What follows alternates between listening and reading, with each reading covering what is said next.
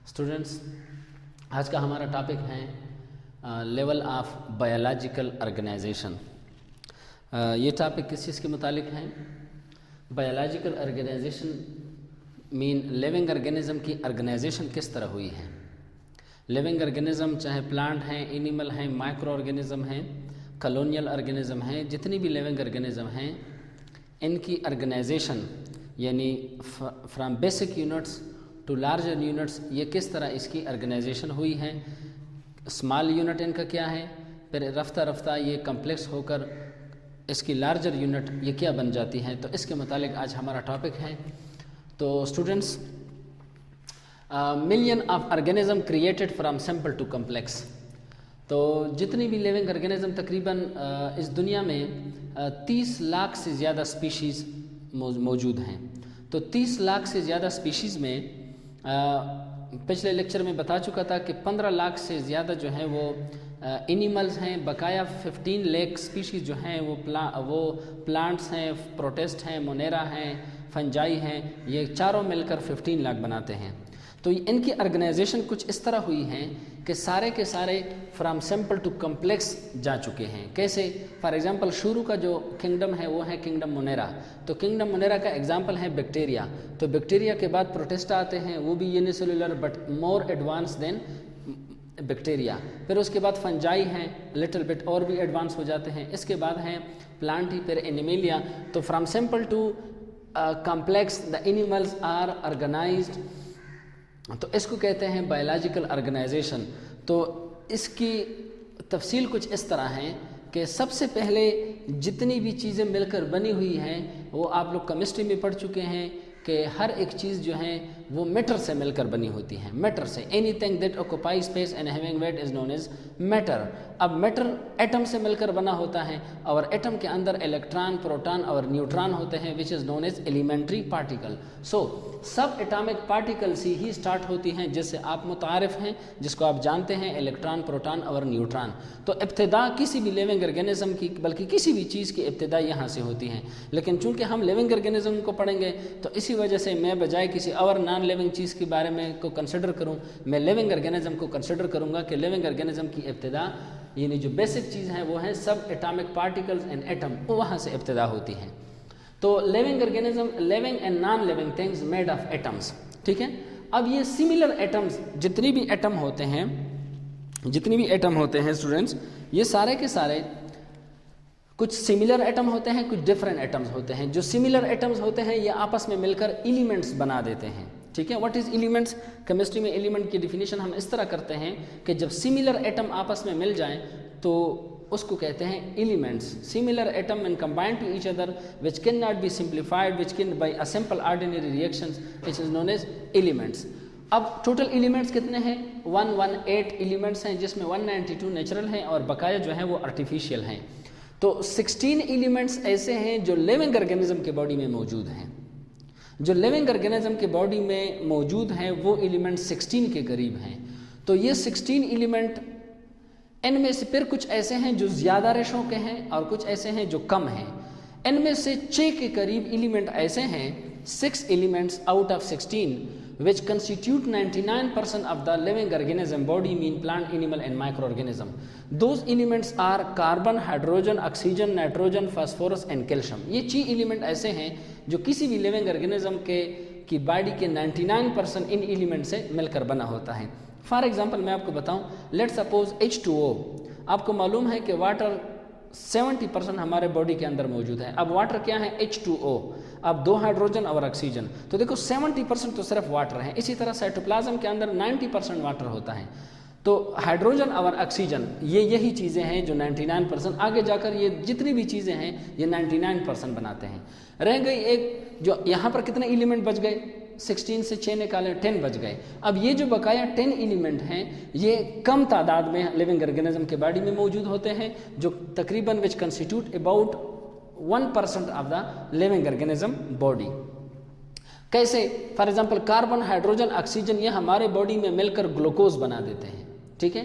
अब ग्लूकोज हम ही हमारी खुराक होती है, ग्लूकोज की बेस पे हम चलते हैं। जिस तरह मोटरसाइकिल के लिए पेट्रोल होता है, तो इस तरह हमारे बॉडी के लिए ग्लूकोज हैं जिस पे हमारा इंजन चलता है। इसी तरह carbon, hydrogen, oxygen, nitrogen and sulphur मिलकर अमाइनो एसिड बना देते हैं। तो देखो यही एलिमेंट्स हैं, और यही एलिमेंट्स जो हैं ये एटम से मिलकर बने हैं, और एटम जो है इलेक्ट्रॉन, प्रोटॉन, न्यूट्रॉन से मिलकर बने होते हैं। तो एटम से बात एलिमेंट तक आ गई। एलिमेंट्स मिलकर आगे क्या बना देते हैं? एलिमेंट आगे मिलकर मॉलिक्यूल बना देते हैं, ठीक है। एलिमेंट आगे मिलकर मॉलिक्यूल बना देते हैं। तो कार्बन एक एलिमेंट है, हाइड्रोजन एक एलिमेंट है, ऑक्सीजन एक एलिमेंट है, ये मिलकर क्या बना देते हैं? मॉलिक्यूल या कंपाउंड। सो नेक्स्ट हमारे साथ स्टेप है मॉलिक्यूल एंड कंपाउंड्स। तो bio elements combine and form molecule, ठीक है। जिस तरह ऊपर ग्लूकोज और अमाइनो एसिड बन चुके हैं, इसी तरीके से ये नीचे एलिमेंट आपस में मिलकर मॉलिक्यूल बना देते हैं या कंपाउंड बना देते हैं। अब फिर हमारे बॉडी के अंदर दो तरह से मॉलिक्यूल होते हैं, एक को कहते हैं माइक्रो मॉलिक्यूल, दूसरे को कहते हैं मैक्रो मॉलिक्यूल, ठीक है। माइक्रो मॉलिक्यूल कौन से होते हैं? वो मॉलिक्यूल जिसका मॉलिक्यूलर वेट कम होता है। और macro molecule as the name indicate, macro large को कहते हैं। Macro molecule are those molecule whose molecular weight is less. अब मॉलिक्यूलर वेट क्या है ये मैं आपको बताता हूँ, लेकिन इसके एग्जाम्पल क्या है? For example amino acid. अब देखो जिस तरह ये चीज़ आपस में मिली अमाइनो एसिड, अब अमाइनो एसिड जो है ये माइक्रो मॉलिक्यूल है। इसी तरह ग्लूकोज ये माइक्रो मॉलिक्यूल है। मैक्रो मॉलिक्यूल क्या है? जिसका मॉलिक्यूलर वेट ज़्यादा होता है, जैसे प्रोटीन हो गया। प्रोटीन कैसे बना? बहुत सारे फिर ऊपर के अमाइनो एसिड जब आपस में मिल जाते हैं तो फिर प्रोटीन बना देते हैं। इसी तरह बहुत सारे ग्लूकोज जब आपस में मिल जाते हैं तो फिर वो स्टार्च बना देते हैं, ठीक है। तो ये मैक्रोमॉलिक्यूल, इसकी मॉलिक्यूलर वेट बढ़ जाती है। तो मॉलिक्यूलर वेट किसको कहा जाता है? मॉलिक्यूलर वेट ये है, लेट सपोज मैं आपको बताता हूँ, मैं ग्लूकोज ले लेता हूँ। तो ग्लूकोज लेकर, ग्लूकोज का फार्मूला क्या है? C6H12O6। तो C6 का क्या है? अब ये कार्बन है ना, तो कार्बन इसके अंदर कितने हैं? कार्बन इसके अंदर 12 हैं, तो 6 मल्टीप्लाई बाई 12 प्लस हाइड्रोजन कितने हैं? 12 मल्टीप्लाई बाई इसका मास कितना है? 1। इसी तरह प्लस ऑक्सीजन कितने हैं? 6 मल्टीप्लाई बाई ऑक्सीजन का मास कितना है? 16। तो आप सबको मल्टीप्लाई करके 6 मल्टीप्लाई बाई 12 प्लस 12 1 ज़ा 12 प्लस 6 मल्टीप्लाई बाई 16, तो इसका आता है 180। तो ये है मॉलिक्यूलर वेट ऑफ ग्लूकोज। तो इस तरह मॉलिक्यूलर वेट मालूम किया जाता है, इसकी बुनियाद पर हम माइक्रो और मैक्रो कह देते हैं। अब मॉलिक्यूल आपस में आगे मिलकर हमारे बॉडी के अंदर या किसी भी लिविंग ऑर्गेनिज्म के बॉडी के अंदर क्या बना देते हैं? आगे ऑर्गेनीलीज बना देते हैं। ऑर्गेनीलीज, अब ऑर्गेनीली क्या है आपको बता देता हूँ। Micro and macro molecule combine in a specific ratio to form different organelles, ठीक है। अब ऑर्गेनीली क्या है? Organelle is the small bodied organ present in the cell cytoplasm. Cell के साइटोप्लाज्म के अंदर छोटे छोटे ऑर्गन होते हैं, छोटे छोटे स्मॉल बॉडीज होते हैं। हर एक स्मॉल बॉडी का अपना फंक्शन होता है। This is known as organelle. For example आप क्या हैं? फॉर एग्जांपल आप लोग अगर जानते हो माइटोकॉन्ड्रिया है, राइबोसोम है, गल्जी बॉडी है। मैंने एक एग्जांपल यहाँ पर लिखा है, लेट्स सपोज राइबोसोम। तो राइबोसोम जो है ये साइटोप्लाज्म के अंदर एक ऑर्गेनीली है। ये किस चीज़ से मिलकर बना है? प्रोटीन और आरएनए से। तो अगर आप प्रोटीन और आरएनए को देखें तो ये तो ऊपर मॉलिक्यूल में आते थे, यानी माइक्रो या मैक्रो मॉलिक्यूल में। प्रोटीन भी मैक्रो मॉलिक्यूल था, इस तरह ये भी आरएनए। तो देखो दो मॉलिक्यूल आपस में मिलकर ऑर्गेनीली बना रहे हैं। तो इसी तरीके से हमारी बॉडी जो है फ्रॉम सिंपल टू कॉम्प्लेक्स होती जा रही है। नेक्स्ट है सेल। अब ये राइबोसोम, इसके साथ माइटोकॉन्ड्रिया, इसके साथ गल्जी बॉडीज, इसके साथ सेल वॉल, सेल मेम्ब्रेन, ये आपस में अटैच होकर फिर क्या बना देते हैं? एक स्ट्रक्चर बना देते हैं which is known as the basic structural and functional unit of any living organism body. जिस तरह स्टूडेंट्स कमरे में बेसिक यूनिट जो है वो मेरे साथ ईंट होती हैं, तो इसी तरीके से हमारे या किसी भी लिविंग ऑर्गेनिज्म के बॉडी में सेल होता है। So different organelles unite to form cell. Cell क्या है?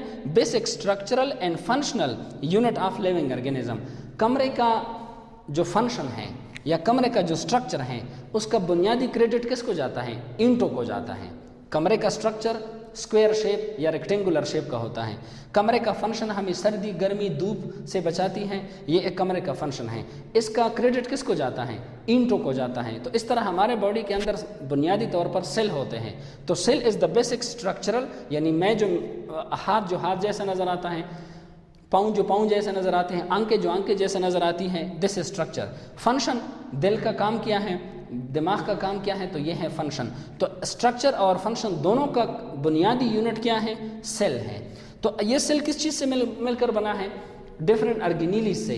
तो कौन कौन से अब सेल की बुनियाद पर फिर दो तरह के लिविंग ऑर्गेनिज्म होते हैं, एक यूनिसेलुलर होते हैं, एक मल्टी सेलुलर होते हैं। Uni mean one and multi mean many. Cell को कहते हैं वो ऑर्गेनिज्म जो एक सेल से मिलकर बने होते हैं, उसको सिंपल ऑर्गेनिज्म भी कहते हैं। और वो ऑर्गेनिज्म जो बहुत सारे सेलों से मिलकर बने होते हैं, वो मल्टी सेलुलर ऑर्गेनिज्म होते हैं।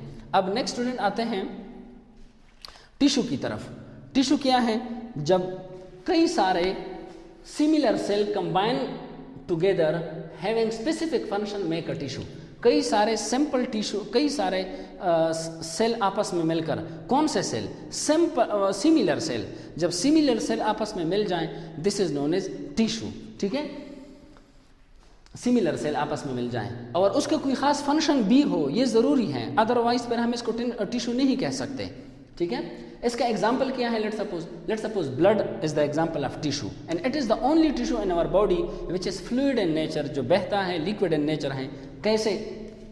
वो इस तरह कि आपको मालूम है कि ब्लड के अंदर क्या चीज़ होती है? ब्लड के अंदर रेड ब्लड सेल, तो देखो सेल इसके अंदर मौजूद है। इसी तरह WBC वाइट ब्लड सेल, इसी तरह प्लेटलेट्स। तो देखो 3 किस्म के सेल आपस में मिलकर एक चीज़ बना रहे हैं जिसको ब्लड कहता है, और ब्लड का खास फंक्शन भी है जिसका फंक्शन है ऑक्सीजन को कैरी करना। तो देखो red blood cell, white blood cell, ये ब्लड इसका एग्जाम्पल है, ये टिश्यू का एग्जाम्पल हुआ। इसी तरह हड्डियाँ, bone is also the combination of 3 different types of cell. नाम अगर आप याद रखते हैं वो ठीक है, अगर आसान नाम रखते हैं तो भी ठीक है। तो बोन 3 किस्म के सेलों से मिलकर बना होता है, कंड्रोसाइट, ऑस्टियोसाइट, ब्लास्टोसाइट। तो ये 3 किस्म के सेल से। इसी तरह फ्लोएम और जाइलम एंड फ्लोएम तो आप जानते हैं, जाइलम जो है वो टिश्यू है प्लांट के अंदर जो पानी को लेकर जाता है, और phloem is that tissue in the plant body which transport food from leaves to the whole plant body. So sieve tube cell and companion cell, 2 किस्म के सेल आपस में मिल गए, खास फंक्शन है। So this makes a tissue which is known as phloem tissue. इसी तरह vessel cell and tracheids, these are the 2 special cells which combine to each other and form a special tissue which is known as xylem tissue. तो देखो ये tissue के example. अब कई सारे tissue आपस में मिलकर बोन हैं, ब्लड हैं, मसल्स हैं, ये कई सारे टिश्यू, आगे कार्टिलेज भी हैं जिसको हम नरम हड्डी कहते हैं, ये आपस में मिलकर, फॉर एग्जांपल ये मेरा हाथ है, इस हाथ में मसल भी हैं, इस हाथ के अंदर हड्डियां भी हैं, इसी हाथ में ब्लड भी हैं, इसी हाथ में बोन्स भी हैं, तो ये कार्टिलेज भी हैं। तो ये सारी चीज़ें मिलकर देखो हाथ को बना रहे हैं। तो hand is the example of organ. So when different tissue combine together and form a specific function is known as organ. For example hand में bone, blood, muscle and cartilage, तो ये सारी चीज़ें मिलकर देखो आर्गन बना रहे हैं। इसी तरह हार्ट किस चीज़ से मिलकर बना है? ब्लड, नर्व, एपिथेलियल टिश्यू, ये सारे मिलकर, ये सारे टिश्यू हैं, तो टिश्यू मिलकर देखो एक आर्गन बना रहे हैं। तो उम्मीद है स्टूडेंट्स का आप मेरे साथ साथ चल रहे होंगे, आप समझ रहे होंगे। अब कई सारे आर्गन आपस में इकट्ठे हो जाएं और इस तरीके से इकट्ठे हो जाएं कि बॉडी की ज़रूरत को पूरा करें, बॉडी में कोई ख़ास फंक्शन कर सके। When different organ coordinated in such a way that it gives a specific function, it is known as system, mean organ system. कौन कौन से system? Late suppose blood circulatory system. अब ब्लड सर्कुलेटरी सिस्टम एक system है, इसमें 3 किस्म के argon देखो इन्वॉल्व हैं। एक है हार्ट, ये एक आर्गन है। इसी तरह वेसल्स, ये जिसको हम ब्लड वेसल्स कहते हैं, इसके अलावा ये इसमें ब्लड भी शामिल होते हैं। तो देखो ये 3 किस्म की चीज़ें आपस में जमा होकर एक ख़ास फंक्शन दे रहे हैं। इसी तरह डाइजेस्टिव सिस्टम में देखो माउथ हैं, इसी तरह फेरिंग्स हैं, इसी तरह ओसोफेगस हैं, स्टमक हैं, स्मॉल इंटेस्टाइन, लार्ज इंटेस्टाइन। तो डिफरेंट आर्गन आपस में मिलकर सिस्टम बना रहे हैं। तो अब कई सारे system, digestive system, excretory system, respiratory system, digestive system, endocrine system, ये सारे कई सारे सिस्टम आपस में मिलकर फिर किसी बड़े ऑर्गेनिज्म का सबब बनते हैं. So different system unite and coordinate to form a whole body.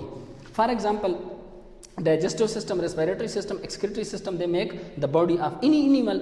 इसी तरह प्लांट के अंदर रूट, स्टेम और लीव्स ये ऑर्गन्स होते हैं. ठीक है, ये रूट के अंदर अपने सिस्टम है, स्टेम के अंदर अपने सिस्टम है, ट्रांसपोर्टरी सिस्टम है, ट्रांसपोर्टेशन का सिस्टम है, एवापोरेशन का सिस्टम है. तो ये मिलकर आगे प्लांट बॉडी को बना देते हैं. नेक्स्ट, अब यही ऑर्गेनिज्म जो है आगे आपकी बुक में नहीं है, लेकिन नेक्स्ट पेज पर डायग्राम में इनके नाम आए हुए हैं. Population, community, ecosystem and biosphere. तो पॉपुलेशन किसको कहते हैं?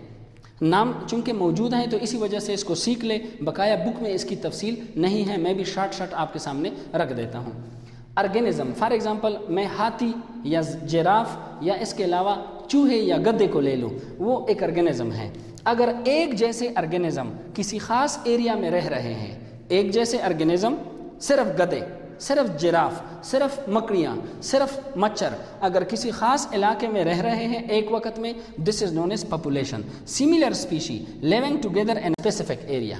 ठीक है. अब कम्युनिटी किसको कहते हैं? अगर डिफरेंट स्पीशी, गधा, चूहे, बिल्लियाँ, ग्रासेस, मस्टर्ड प्लांट, एप्पल, रोज़, एक बाग आप ले लें तो बाग में मुख्तलिफ किस्म के प्लांट्स, एनिमल्स आपस में इकट्ठे रहते हैं. तो different species living together in a same area, this is known as community. अब कम्युनिटी जहाँ पर रह रही है, जहाँ पर आपका बाग है, जहाँ पर जंगल है, तो जंगल भी कम्युनिटी के एग्जाम्पल हैं. तो जंगल के में जो ऑर्गेनिज्म रहते हैं इनका एनवायरनमेंट के साथ रिलेशनशिप. ठीक है, एनवायरनमेंट का उस पर क्या इफेक्ट है, इन ऑर्गेनिज्म का एनवायरनमेंट पर क्या इफेक्ट है. This area is known as ecosystem. जैसे डेजर्ट एक इकोसिस्टम है, समंदर एक इकोसिस्टम है. समंदर में पानी है, हवा आती है, हवा होती है इसके अंदर. इसके अलावा जो है ना लाइट है, इन सब के साथ फिशेस का रिलेशनशिप होता है. हम जहाँ पर रहते हैं हमारा एनवायरनमेंट के साथ रिलेशनशिप होता है. तो this area is known as ecosystem. अब इकोसिस्टम दुनिया में हर जगह पर नहीं है. जिन जिन जगहों पर इकोसिस्टम है उस जगह को कहते हैं biosphere. So the region on earth surface, the region on earth surface where life exist, जहाँ पर लाइफ अवेलेबल है. फॉर एग्जांपल अगर आप एक मखसूस हद तक ऊपर चले जाएं फिर उसके बाद लाइफ अवेलेबल नहीं है. ठीक है, क्यों? उसके बाद ऑक्सीजन ख़त्म हो जाती है. तो देखो वो बायोस्फीयर नहीं है. बकाया पानी भी बायोस्फीयर है, हवा भी बायोस्फीयर है, सुराखी भी, जंगल भी, पहाड़ भी, ये सारे बायोस्फीयर में आते हैं. तो this is known as biosphere. अब नेक्स्ट स्टूडेंट हमारे साथ है सेलुलर ऑर्गेनाइजेशन. सेलुलर ऑर्गेनाइजेशन किसको कहते हैं कि ऑर्गेनिज्म सिंपल टू कम्प्लेक्स तो जा चुके हैं. अब सिंपल टू कम्प्लेक्स जाने के बाद इसकी ऑर्गेनाइजेशन किस तरह हुई है. सेल के बेस पर हम ऑर्गेनिज्म को किस तरह डिवाइड करते हैं. तो सेल हैं क्या? जिस तरह आपको पहले बताया कि it is the basic structural and functional unit of any living organism. ठीक है, इसकी बुनियाद पर, सेल की बुनियाद पर कुछ ऑर्गेनिज्म ऐसे हैं जो सिंपलेस्ट हैं, जो एक सेल से मिलकर बने हैं. Such organism is known as unicellular organism. Unicellular organism वो ऑर्गेनिज्म होते हैं कि जिसके अंदर सारे के सारे सिस्टम अवेलेबल होते हैं, जैसे एक्सक्रीटरी सिस्टम, जैसे रेस्पिरेटरी सिस्टम, जैसे रिप्रोडक्शन सिस्टम. एक ही सेल के अंदर वो एक ही सेल एक्टिविटी होते हैं और वो सेल पूरे ऑर्गेनिज्म को मुतारिफ करता है, रिप्रेजेंट करता है, और वो ऑर्गेनिज्म बाकायदा ठीक ठाक लाइफ उसकी पॉसिबल भी होती है और वो एनवायरनमेंट में जिंदा भी रहता है. तो इसकी एग्जांपल क्या है? यूनिसेलुलर की एग्जांपल जो हैं वो हमारे साथ हैं अमेबा. अब अमेबा जो हैं आपके लेवल की बातें हैं. अमेबा, क्लेमोडेमोनास, क्लेमोडेमोनास के अलावा यूग्लिना. ठीक है, तो आप अगर पिछले वीडियो में आप जाएं तो वहां पर आपको यूग्लिना, अमेबा का स्ट्रक्चर किस तरह है. अमेबा का स्ट्रक्चर जो है आप जिस तरह भी ड्रा करें, ये अमेबा है. इसके दरमियान न्यूक्लियस होता है. इसमें बाकायदा कंट्रेक्टाइल विक्यूल पाए जाते हैं, कंट्रेक्टाइल विक्यूल. ठीक है, इसमें फूड विक्यूल होते हैं. ठीक है, ये अमेबा है. इसी तरह क्लेमोडेमोनास भी होता है. क्लेमोडेमोनास कुछ इस तरह इसका शेप होता है.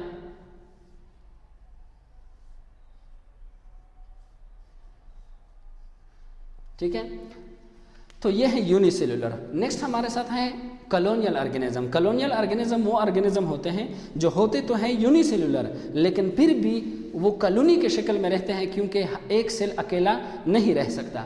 सो colonial organism those organism which are unicellular in nature but live in the form of colony. इसकी एग्जांपल क्या है? Volvox colony.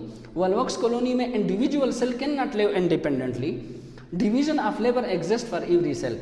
चूंकि कॉलोनी के शक्ल में रहते हैं तो हर एक सेल का अपना अपना काम होता है। किसी सेल का काम होता है रिप्रोडक्शन, किसी सेल का काम होता है कॉलोनी को हरकत देना, किसी सेल का काम होता है एक्सक्रीशन करना, किसी सेल का काम होता है फोटोसिंथेसिस करना। तो देखो डिवीजन ऑफ लेबर मौजूद होती है कॉलोनियल ऑर्गेनिज्म में, और ये एक ट्रेंड है जो जा रहा है कॉम्प्लेक्स ऑर्गेनिज्म की जानिब। और आपको अगर आप कॉलोनियल ऑर्गेनिज्म को देख लें, वोल्वॉक्स को, कॉलोनियल कॉलोनी को, तो इसमें जो एक नुक्ता आपको नज़र आ रहा है तो गोया इसके अंदर 200 के करीब ऑर्गेनिज्म इसके अंदर मौजूद हैं।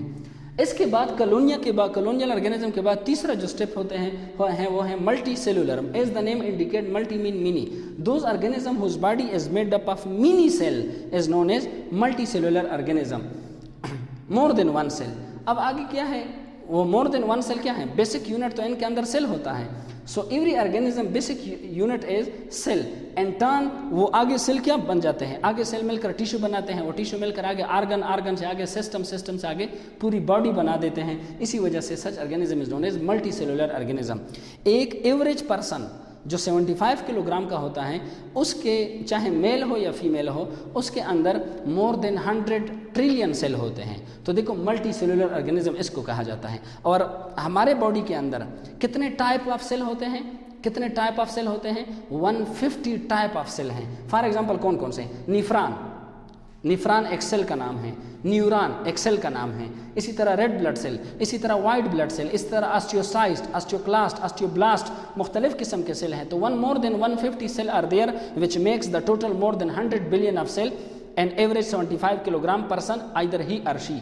तो निफ्रॉन मौजूद होते हैं किडनी में, न्यूरॉन बनाते हैं मौजूद होते हैं ब्रेन में, रेड ब्लड सेल मौजूद होते हैं ब्लड में। तो देखो ये डिफरेंट ऑर्गन आपस में मिलकर सिस्टम बना रहे हैं, और वो सिस्टम आपस में मिलकर बॉडी बना रहे हैं। तो it makes multi cellular organism. इसके एग्जांपल क्या हैं? जैसे फ्रॉग हैं, जैसे मस्टर्ड प्लांट हैं। उम्मीद है स्टूडेंट्स आपको आज का टॉपिक जो है वो समझ चुके होंगे आप, और इसको एंजॉय भी कर चुके होंगे। अगर आपको किसी किस्म का इस पर कोई क्वेश्चन हो तो आपको स्क्रीन पे व्हाट्सएप नंबर आ रहा है, इस पर मैसेज कीजिएगा, इंशाल्लाह आपको जवाब मिल जाएगा।